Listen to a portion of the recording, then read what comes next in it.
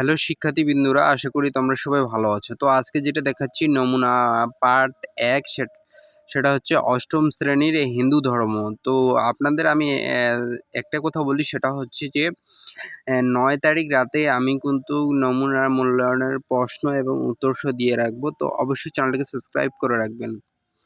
তো আজকের ভিডিওটি শুরু করা যাক। সামষ্টিক মূল্যায়নে কমন উপযোগী প্রশ্ন উত্তর, যে অধ্যায় ২ পরিচ্ছেদ ১, ২ ও ৩। তো কাজ ১, এককভাবে কয়েকটি যোগসনের নাম এবং উপকারিতা উপস্থাপন করো। নমুনা সমাধান। যোগসনের নাম, উপকারিতা, যেমন সুখাসন মনের একতা এবং মহাসংযোগ, মনের স্থিরতা বৃদ্ধি পায়। তারপর ২ নম্বর হচ্ছে মনের চাপ নিয়ন্ত্রণ করে, মনকে নিবিড়ভাবে এই আসন প্রশান্ত করে তোলে।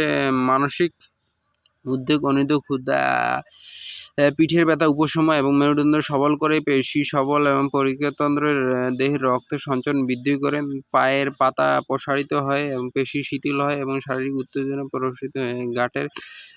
তো আমি বলে দিচ্ছি, এগুলা তোমরা খাতায় লিখে রাখো বা ভিডিওটা স্ক্রল করে পড়ে প্র্যাকটিস করো। পশ্চিমোত্তাসন। তো এগুলা ভিডিওটা স্ক্রল করে অথবা খাতায় লিখে প্র্যাকটিস করতে থাকো। দেহে শক্তিশালী সুকাঠামো এগুলো। তার ভুজ অঙ্গসন, এটা হচ্ছে মেরুদণ্ডের নমনীয় পিঠ বৃদ্ধি পায় এবং কোমরের বাত ব্যথার উপশম করে, পিঠ এবং কোমরের পেশি মজবুত করে। তো এগুলো প্র্যাকটিস করতে থাকো, তো এগুলো থেকে কমন পাবা। আর তোমাদের যে কথাটা বলতেছি সেটা হচ্ছে যে ৯ তারিখে অবশ্যই উত্তর পাবে। তো চ্যানেলটাকে সাবস্ক্রাইব করে রাখবে। কাজ ২, দলগতভাবে তালিকা তৈরি করো। ইয়োগা ক্লাবের গঠনের জন্য দলগত নমুনা সমাধান। সকলের দৃষ্টিভঙ্গি যাচাই করুন, সদস্য সংরক্ষণ এবং তালিকাকরণ, চাঁদার হার নির্ধারণ, অনুশীলনের জন্য আলাদা কক্ষের ব্যবস্থা, অনুশীলন প্রচুর আলো বাতাস প্রবেশের ব্যবস্থা, অনুশীলনের জন্য কম্বল, প্যাড এবং পাতলা তোষকের ব্যবস্থা করা, অনুশীলন যেন দৃষ্টি সন্দেহ না হয় সেদিকে লক্ষ্য রাখতে হবে, প্রশিক্ষণের জন্য একজন ভালো প্রশিক্ষক নিয়োগ করা।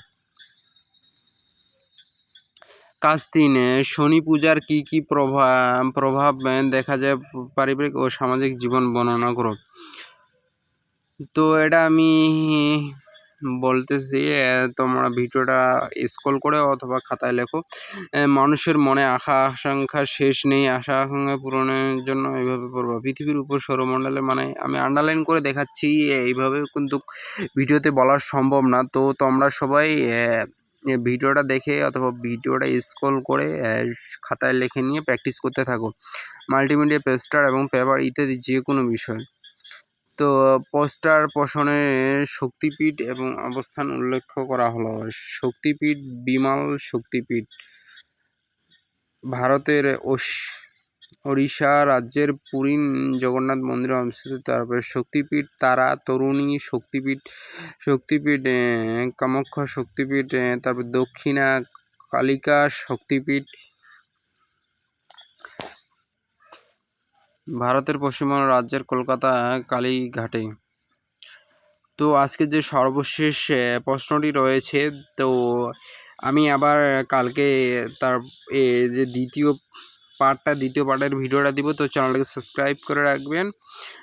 পঞ্চম, মানে যেটা লাস্ট, ভাবানী শক্তিপীঠ, এটা ছকটা দেখে ভিডিও দেখে সুন্দরভাবে খাতায় প্র্যাকটিস করে নেবেন। তো এখানে আমি আন্ডারলাইন করে দেখাচ্ছি, তো এগুলো প্র্যাকটিস করতে থাকেন আর এগুলো কমন অবশ্যই আসবে।